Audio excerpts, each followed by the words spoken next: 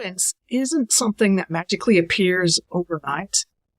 It's built step by step, just like a muscle is. And today, I want to dive into how you can build confidence that lasts. Now, have you ever found yourself hesitating because you're not sure you have what it takes? Or maybe you're dealing with that nagging voice that says, you're not good enough. So what if I told you there are practical habits you can start building today that's going to turn the voice of self-doubt and help you move forward with confidence? In this episode, I want to share with you 9 actionable habits that you can implement right away. As someone who's faced my own challenges of building a business, I know firsthand how vital these confidence-building habits are. I've used them all, and they have definitely helped me.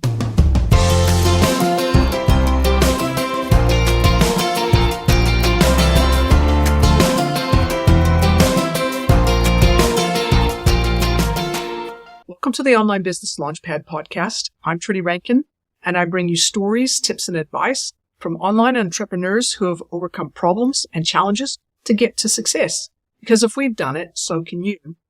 I've been running my own online business for over 9 years now, and because of what I've learned, I've become passionate about helping business owners like you successfully tackle the bumps in the road that could stop you from hitting the goals that matter to you.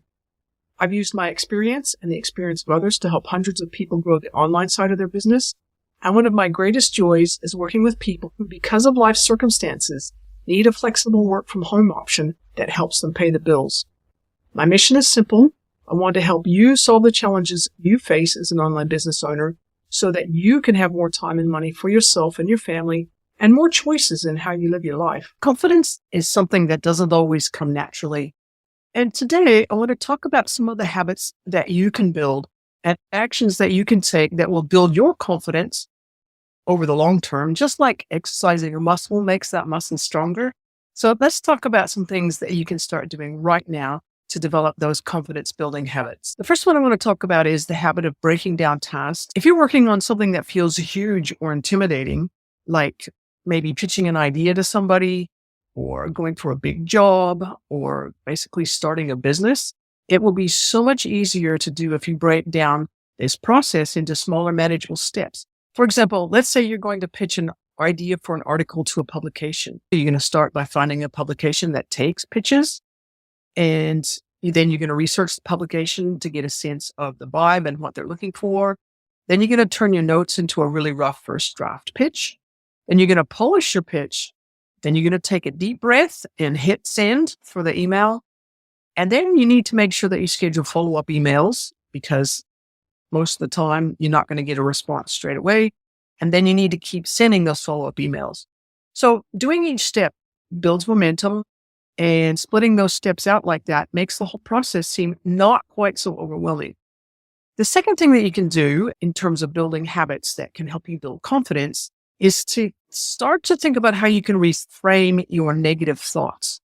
It's really easy to let our brains droop down into negativity territory, which is not great, because if you don't nip negative thinking in the bud, it can stop you in your tracks and rob you of momentum, of lessons learned, of success, and all because you've convinced yourself that you're not good enough or not experienced enough, or who are you to think anyone would want to read what you've written, et cetera, et cetera, et cetera, ad nauseum. Please pass the barf bag. I think you know what I'm talking about. We all have negative imposter-shaped thoughts, all of us. So it's more a matter of figuring out how to deal with those thoughts instead of beating ourselves up for having them. The trick, of course, and this is mindfulness and habit building coming in, is to first learn to recognize that your thoughts have gotten trapped in a negative mindset whirlpool before you spiral down. And secondly, to immediately take an action that's going to reset the focus and direction of your thoughts. Now, the one thing that I've found that really helps me is to reframe what I'm thinking. And sometimes just that process makes me feel like I'm living in a parallel universe, trying to come up with a suitably positive reframe. But it does help turn thoughts like, I'm not experienced enough, into, wow, I'm learning so much every time I try and fail. The third thing I want to talk about is the habit of celebrating small wins. Now, I have to confess that when I was working in corporate as a chief information officer, celebrating the small wins and the successes was not something that pushed my buttons that much. I would tend to finish something and then immediately move on to the next thing. But the science is pretty clear on this one. In The Power of Small Wins, a Harvard Business Review article, authors Teresa M. Amabile and Stephen J. Kramer, and I hope I pronounced their names correctly, dive deep into what they call the progress principle, which very simply they say, of all the things that can boost emotions, motivation, and perceptions during a workday, the single most important is making progress in meaningful work. And the more frequently people experience that sense of progress, the more likely they are to be creatively productive in the long run.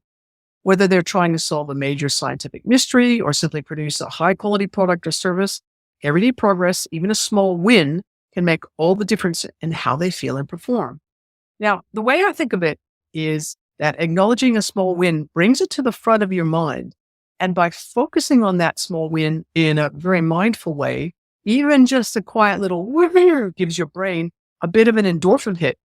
And I do so like endorphin hits. Now, there are so many things that can be small wins. It might be sending that tough email or having that hard conversation about pricing or submitting a really out there pitch or even deliberately choosing to take a day off and have some dedicated you time. Anything that's going to help you celebrate that small win in a meaningful way. All right, let's talk a little bit about the habit of learning from rejection.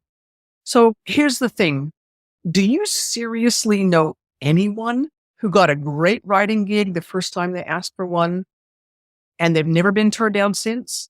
Or have you seriously ever heard of anyone who started up a business and they got it absolutely 100% right from the very get-go and never made any mistakes? Nope, didn't think so. Now, we all have to deal with rejection as writers or as business people, and we might as well figure out how to reframe rejection into something more positive so that we can use each rejection as a learning tool rather than letting it eat away at our confidence. Now, recently, I've been thinking about adding a new type of writing service to my business. So I started reaching out to people that I already had a working relationship with and who might reasonably want that service. And I told them that I was thinking about offering this new service and asked if they would be interested. And the result? I got a handful of no, thank you, we don't need that type responses, plus a bunch of crickets from the rest. So for those of you who are not familiar with that term, crickets, it basically means absolutely zero responses, as in no replies at all. And I'm delighted. Well, why am I delighted when it's actually a rejection? Because I've just saved myself a ton of wasted time and effort by not having to work on creating the new service. If it's not needed, there's no point in creating or offering it. So now I can spend my time coming up with another better idea. Okay, let's talk about the habit of seeking feedback and mentorship. It can be a really lonely life as a freelancer of any kind, let alone as a writer or a small business owner. And one of the best things I ever did was to join a handful of communities that were full of people trying to do the same thing that I do. Being in communities like that gives you a place to share, to ask questions, to seek help and give help, and all the things that make a community a great place to hang out. And finding a mentor, either within this community or outside it, is really vital to your long-term success. Your mentor might be someone you talk to on a regular basis, or it might be a mix of books, podcasts, and information you find online or on YouTube. So wherever you find someone who is ahead of you on the path to success, whether that's in a community or outside of a community, it's always good to stop for a second and see whether they're willing to share what they've learned from their own successes and failures. And that's what we like doing on this podcast. We really, really enjoy doing that. And also in the videos we make for the YouTube channel. Okay, let's talk about something that gets said a lot, particularly in the world of online business, sometimes for writers, not quite so much usually. But that's the habit of saying the phrase, fake it until you make it. And so maybe we should be talking about the habit of faking it until you make it. But I have to confess that I actually hate that saying. Fake it until you make it seems so false. And it wasn't until I started to think about it more deeply that I realized that it's simply another way of saying, hey, just get started. You're going to be bad at it, but the only way you're going to get better is to keep doing it and doing it and doing it until suddenly you realize that you actually do know what you're doing and can do it well. And there's something called the conscious competence model that I find super helpful in explaining how this actually works.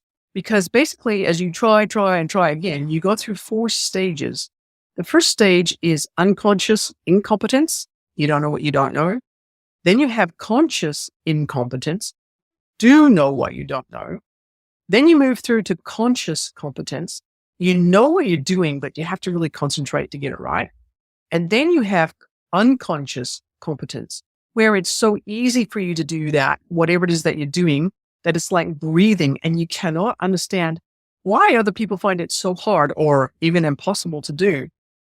But I think the key point here is just keep trying and don't give up. You don't have to claim to be an expert when you're not, but you can say that you're working towards becoming one. All right, let's talk about the habit of creating routines for success. Now, I'm pretty sure that I don't have to say too much about how important it is to create routines that lead to success, like writing a set amount each day or going out and doing some type of marketing task every day. If you're a writer, sending out 1 pitch a week, or whoever you are, making yourself name all your files in such a way that you can find them again 10 years from now. Now, I am, of course, assuming that you will be still writing 10 years from now or still be running your business 10 years from now, because these kinds of routines create structure and give a sense of accomplishment. Now, small wins, anyone? Which helps confidence grow over time, and confidence breeds success. Okay, let's have a look at the habit of continuous learning and improvement. Now, it can be hard to know exactly where to spend your time learning new things and honing your skills, because there really is a lot going on right now, probably in your business, in the world, in your family, in your life. But keeping up with trends and what's happening is so important, especially for things like AI, artificial intelligence, and the impact it's having on small businesses and writers and translator businesses. So trend spotting and talking with others in your industry is a must do. So is going to conferences and summits, virtual or face-to-face, reading relevant articles and books, and, just basically keeping your finger on the pulse. And if you can afford it, find courses that will help you upskill, courses about particular areas where you're wanting to get better, or maybe anything on how to use AI to automate your business processes and free up time for yourself. All right, let's talk about the habit of using affirmations or journaling. Now, there's one habit that I've developed over the years of running my own business that has really been enormously helpful, and that has been to religiously plan my week every Monday morning. And then at the end of each weekday, I take the time to write down and reflect on how things have gone that day. I do try to focus on the positive and celebrate those small wins, but I'll also use a not so smiley face to show when something's not gone as planned or if it's gone off the rails in a really big way. So not only does this weekly planning and daily reporting help me stay on track, but when I'm feeling overwhelmed or bad about what seems to be really slow progress, I can look back at previous weeks and just see how far I've really come. And that is a really big help with mindset when my brain is spewing imposter syndrome rubbish all over the place, which it does do sometimes. Most successful business owners I know use something similar to my planning system, or they'll write a daily journal about how things are going and how they're feeling. And other people swear by affirmations, but I find they don't work as advertised for me for some reason. I'm not sure why. So instead, just before I go to sleep, I'll think about 3 to 5 things that I'm grateful for that day. And not only does that send me to sleep in a better mood, but it sets my unconscious mind up in a good way for the next day. And there you have it. So creating good confidence building habits that stick is a really long-term game that does require intentional effort. And there are a lot of things on this list, so don't try to do them all at once. In fact, I recommend that you pick just one and try that particular one for a while. You can either start with one that interests you the most, or you can go with the one that seems the easiest for you to get started with. It doesn't really matter. Just choose one and do it. And most of all, remember to give yourself a bit of grace. I find when I'm starting something new or doing something that requires new skills, it's really helpful to remind myself that everyone starts at 0, or as one person puts it, we all start at suck. And that only by doing what you don't feel confident in doing will you ever develop the skills and the confidence that you need. So when you're not feeling the confidence you need to take that next step, or finish that next task, just try a few of these confidence and habit building techniques. You might just be amazed at how well they work. Thank you so much for joining me today as we explored these powerful confidence building habits. They worked for me. Pretty sure they'll work for you. Now, remember, confidence isn't something that happens overnight. It is a long game, but it's totally worth it. So pick one habit from today's episode and start putting it into practice. And if you found this episode helpful, I'd love for you to subscribe and leave a review. Your feedback helps me shape future episodes, and it also helps other people find the podcast and get the help they need. Thanks again for listening, and I'll catch you next time on the Online Business Launchpad podcast.